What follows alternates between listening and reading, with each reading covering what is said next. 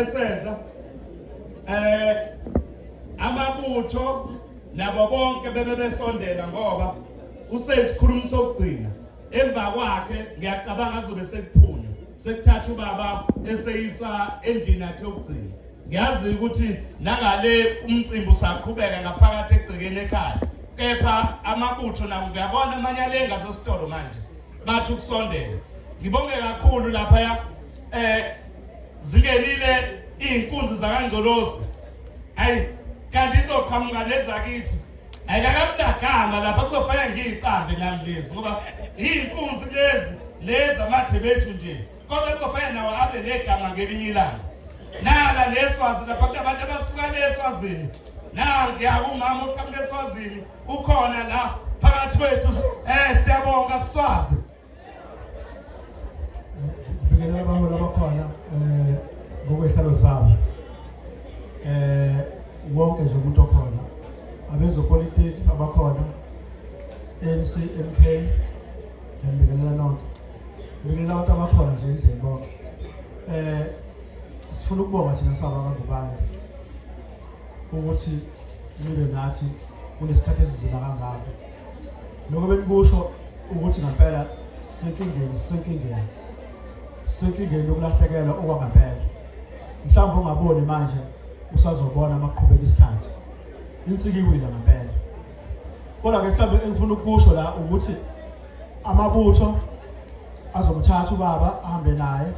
Kodwa siyacela abanye bahlale la uqhubeke kunohlelo esifisa ukulenza khona la. Singayi sonke emathuneni. Kuyumndeni namabutho nomakhelwane abanye bahlale khona la kuze sikwazi ukwenza kahle yonke into. Abantu bekhona la ngaphakathi. Siyabonga nje kakhulu nisituduzile. Le hlahle ngijabulisile. Angisho ukuthi bisindlendezi ngaleyo ndlela. Kodwa benibona ukuthi ngamhlanga phelelwa amandla kuyokwenzakalani. Ngiyanicela baholi nonke nikhona. Nginayo imvindezi yokuthi leminyaka eminingi kangaka ihlahla ngikhokhela ephaketheni lami.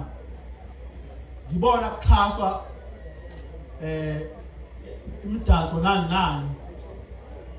Lokho bekungiphatha kabi ukuthi why abantu besintu benganawo kangaka. Kodwa mase kumele ukuthi uvote labantu laba ngempela thina siyabatshela ukuthi akwenziweni.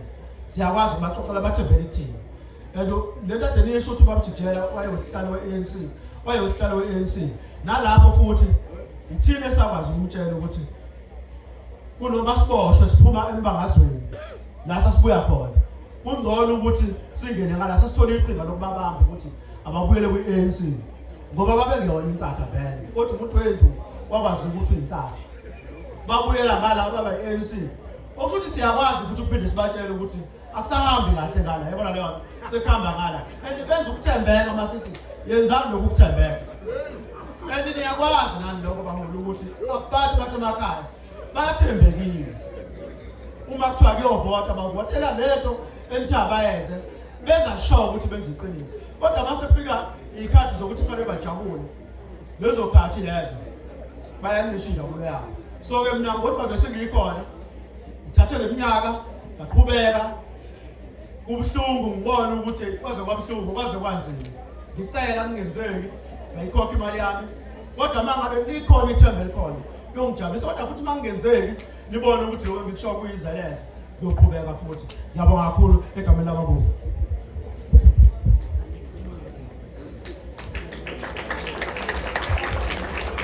Siyabonga kakhulu emabovwini obekhulumela obebongela umndeni ubaba uNgubane. Sicabanga ukuthi ke uhlelo lomcimbi namhlanje bekade ngibone kwelona nami solufike la kuphela khona. Makhona la ngithenga phaphalaza khona sanomxolelo. Kodwa wona uhlelo seliphelile.